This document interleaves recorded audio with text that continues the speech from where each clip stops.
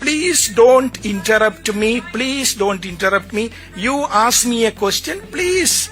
This is my press conference. You ask, why should a country trust India? Why should a country trust India? Why should a country trust India? Let me answer that question, please. Please have questions. No, when to answer, where to answer, how to answer, these are my prerogatives.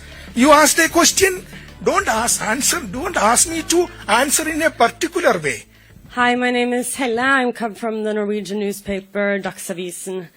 I am wondering, as we strengthen our partnership, why should we trust you? Can you promise that you will try to stop the human rights violations that goes on in your country? And also, will the Prime Minister start taking critical questions from the Indian press at some point in the future? And also, if possible, I would like you to answer straight away. Answer the strengthening partnership. Why should we trust you? Oh, that's okay. And on the human rights situation. You ask me question, let me answer it. Okay? Let me give a background of what India is and why should the world trust India. Let us look at the few challenges that the world faced in the last few years. COVID was a big challenge the world faced. And how do you test the trust on a country? One, what is a country? A country today has 4 elements. 1, population. 2, government. 3rd, sovereignty. And 4th, territory. So that is what makes a country a country. And we are proud that we are a civilizational country of 5,000 years old. Continuous civilization. Contributed immensely to the world. You look around, you see an India connect everywhere in the world. India has, the numbers which you see on your phones, it is originated in India. Shunya, 0, originated in India.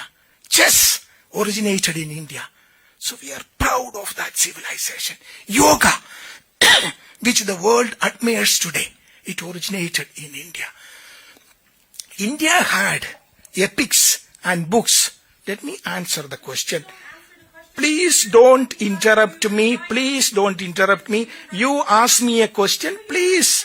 This is my press conference. You ask, why should a country trust India? Why should a country trust India? Why should a country trust India? Let me answer that question, please. So, India is a civilizational country which has something unique which it offered to the world and it continues to offer to the world. Okay? So, let me come back to the COVID which I mentioned. The whole world had suffered from COVID. What did we do? We didn't hide in the cave.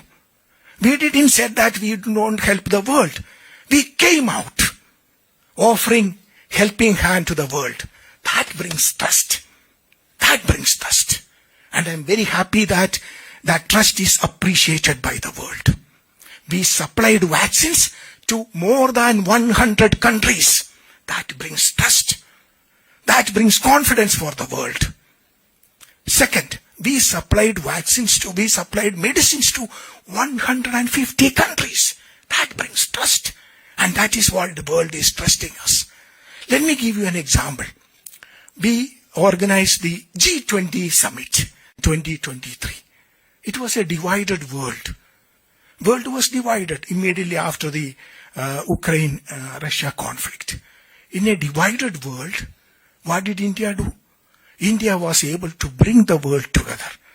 Before the 2023 G20 meeting, there couldn't be a joint declaration. After the G20, which India held in 2024, there couldn't be a joint declaration. But when India organized the G20 in 2023, what happened? The whole world, despite the differences, came together and we were able to adopt a common global declaration, the Delhi Declaration. This shows the trust of the world towards India. Another example. Again, I'm going to ask you. Let me finish my question. Let me finish my answer to the question. You ask me a question. You ask me a question. You ask me a question, let me answer. You ask me a question, let me answer. Okay? I will come to that. I will come to you. Please have patience.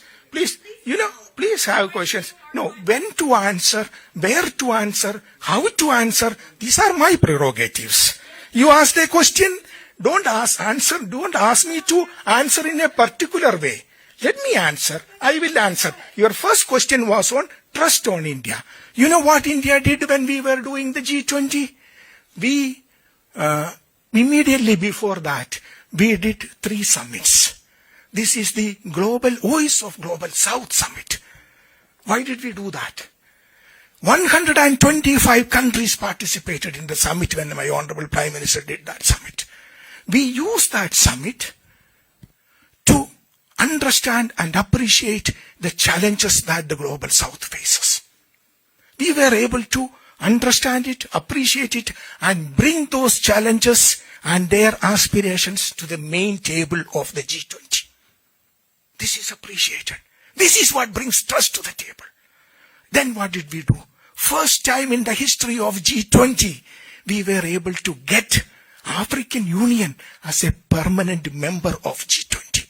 This brings trust to the table because we were able to get the aspirations and challenges of the entire African continent, which was ignored, brought to the main table of G20.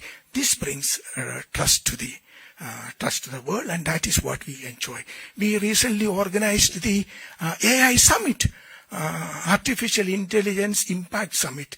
Again, the trust the world has on India was visible there. First time in the history of AI Summit, we had a summit where large number of 20 world leaders came and, participated in it. What did my Prime Minister said? We want a human-centric AI, which helps the entire humanity. That is what India is, and that is what is appreciated by the world. That brings in trust to the world. Now she has left, on the issue which is human rights. Let me mention this. India is a country which is based on a constitution. India is the largest democracy in the world. Last time when we had the democracy, we had the elections in India, the participation was almost 1 billion people. That is the festival of democracy happened in India. And India is a country, very few countries in the world has that, where there is a peaceful transfer of power happens, and it happens in India. So India has a constitution, which I'm sure that some of you are aware of. It was established immediately after our freedom struggle. Again, a freedom struggle led by Mahatma Gandhi. Peaceful way. Peaceful, non-violent. That is why the United Nations celebrate his birthday, October 2nd, and International Non-Violence Day. So, we have a constitution. Let me just give you a summary of what the Indian constitution guarantees today. The preamble of the constitution, as you know, we the people of India, having solemnly resolved to constitute India into a sovereign, socialist, secular, democratic republic, and give to its people what? Justice, social, economic, and political, liberty of thought, expression, belief, faith, and worship, equality of status, equality of opportunity, integrity, dignity of the individual. This is what my constitution guarantees, and this is guaranteed through fundamental principles, fundamental rights, fundamental duties, a constitution which is respected by the people of India. Every day when a civil service examination happens, when an examination happens based on merit, when an election happens anywhere in the country, we are celebrating the constitution. This is the beauty of India, and we are so proud of that. that. So every human being in India has a fundamental right. A right to go to the court if his right is infringed upon. This is the beauty of India, which we are very proud of. We hear a lot of people asking questions about why this, why that. But let me tell you this. We are 1/6 of the total population of the world, but not 1/6 of the problems of the world. We have a constitution which guarantees the rights of the people, fundamental rights of the people. We have equal rights for the women of our country, which is very important. In 1947, we gave the freedom to vote for our women. We won the freedom together, and day one itself. Many countries I know, the voting right for women came after several decades after India gave that freedom. This because we believe in equality. We believe in human rights. And what is the best example of human rights? The right to change government, the right to vote. And that is what is happening in India. NTV UAE to the world.